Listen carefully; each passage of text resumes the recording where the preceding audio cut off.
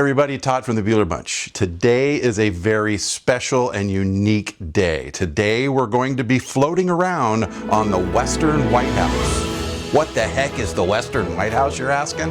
Well, you better come along because we're going to be very presidential driving around the San Francisco Bay on the Western White House.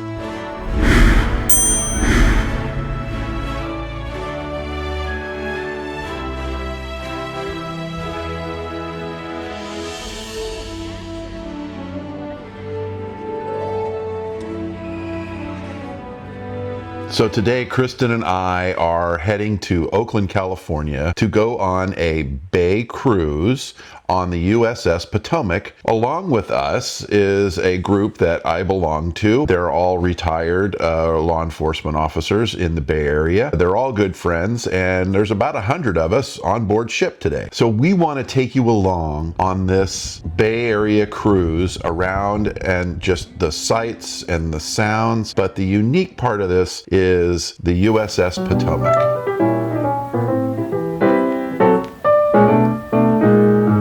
So I want to give you a little history on the USS Potomac. The Potomac was built in 1934, Manitowoc, Wisconsin. It was originally a Coast Guard cutter, and it was also originally named Electra. It was a submarine chaser that served in an anti-bootlegging operations. They chose it as a presidential yacht after the Secret Service deemed the USS Sequoia a fire hazard.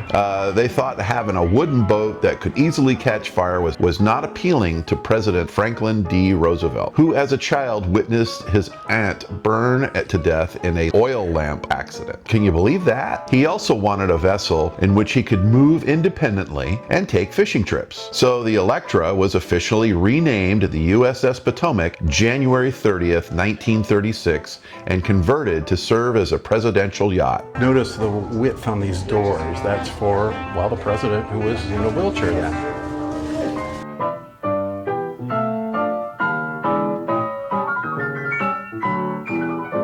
Do I look very Roosevelt-y?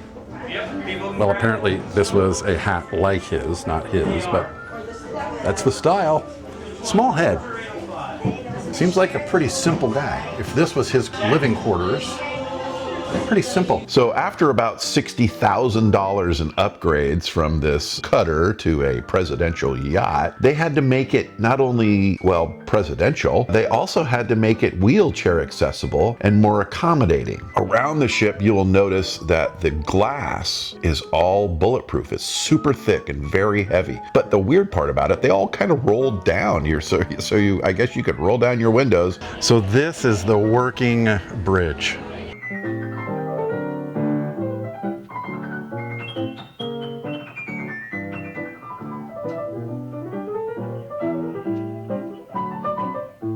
Man, if you can believe it. So you're up here driving the president around. These are such little tiny windows that's on the bridge. You would think, boy, we want to see everything. There's small windows on here. So when the president was on board, well, they not only raised a little flag to say, hey, the president's on board, but they had an anti-aircraft machine gun that was installed and mounted when the president was on board. Now, because of the way that this ship is built, it would kind of roll one side or the other in really heavy waters. And so I guess a lot of the guests spent a lot of time kind of bent over the rail, I guess you could say, to feed the fish. The ship, now commissioned the USS Potomac, was categorized as AG-25, indicating that the Navy ship designation of the Auxiliary Miscellaneous Number 25th is the designation, and was known informally as the Floating White House. It was rumored that the National Labor Relations Act of 1935 was signed on board this ship. On March 28th, 1941, President Roosevelt delivered the fireside chat to the nation from the radio room of the USS Potomac, in which he stated that time calls for courage and more courage. So these were the state quarters. In other words, if you were here as his guest, these are the quarters that you stayed at. Pretty narrow beds. at least on today's standards. After the president, in 1945, the Potomac was decommissioned as a presidential yacht, but it does have some very unique history. There was a person that purchased it in 1964, and I believe you probably know that man as Elvis Presley. Now, he bought this ship for $55,000. His initial thought was that he was going to donate it for charitable cause. So he tried to gift it to the March of Dimes so that they could auction it off. But they kindly declined. Therefore, it was then offered to the St. Jude's Children's Hospital in Memphis, Tennessee. And they accepted, and Danny Thomas, who was the head of St. Jude's Hospital back then, accepted it, but they said to themselves, what are we doing with a boat? We're not a shipbuilding company. So they auctioned it off and sold it again for $65,000. Another weird thing about this ship, that in 1980, this ship became involved in a large-scale drug running operation in Mexico, which led to a drug bust at the San Francisco Pier 26. So apparently there were no drugs found on board this yacht, but there were drugs found on a yacht that had been traveling with it. So the Potomac was seized by the United States Customs Service, towed to nearby Treasure Island, where it sank. So after it sank, they raised it back up. About 2 weeks later, the Potomac was sold to the first and only bidder at the nearby Port of Oakland for $15,000. So after all of that, a nonprofit organization for the preservation of the presidential yacht Potomac, also known as the Potomac Association, with $2.5 million government grant, James Roosevelt, FDR's eldest son, and the association began restoring the Potomac to what you see today. This ship was also used in a film in 2011 called The Master. Now I'm filming before we take off because this is going to get crowded. There's about 100 people that are on this guest list here today. So it's got to be fun. So we're on our way. I'm all shook up.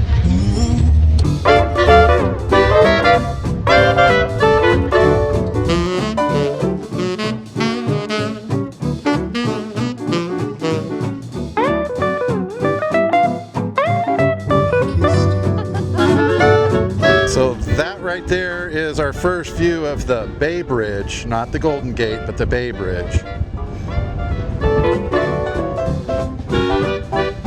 It's on Castaway when you hear.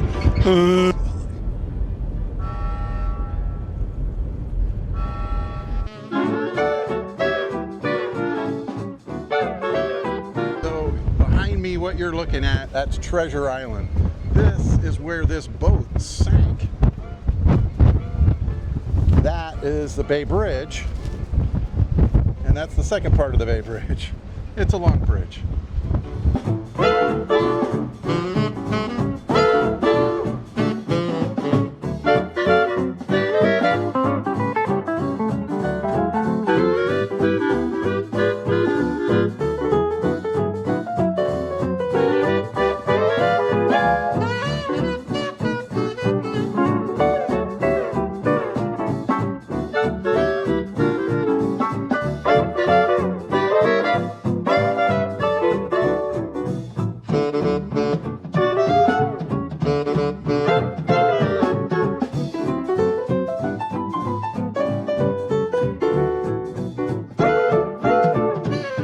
So I had to take my hat off because it's super windy right now.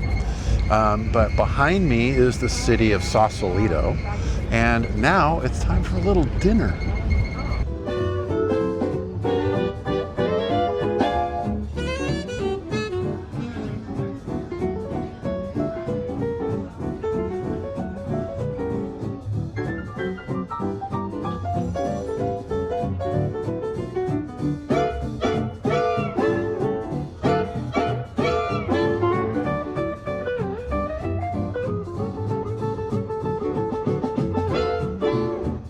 So now we transition into the night.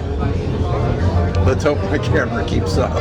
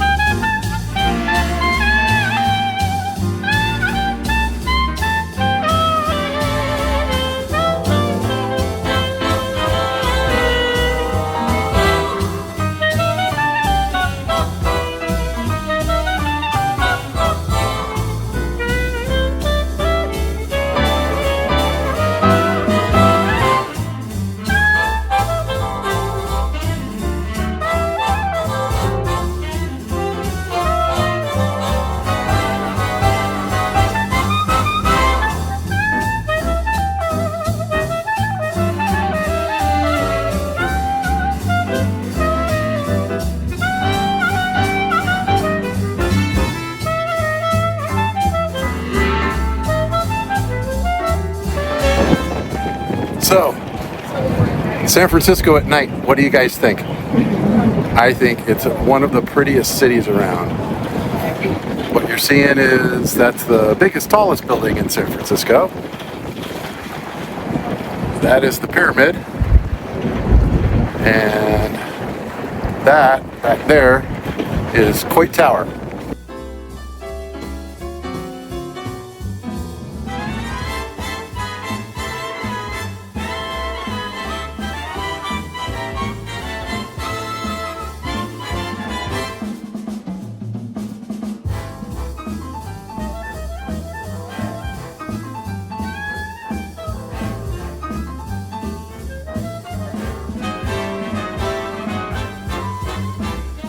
So that hissing that you hear above me, well, that happens to be that bridge.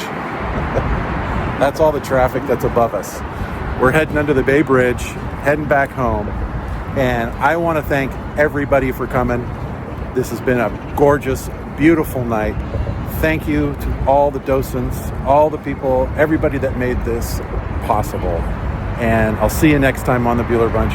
Bye, everybody, from a beautiful night. Wow.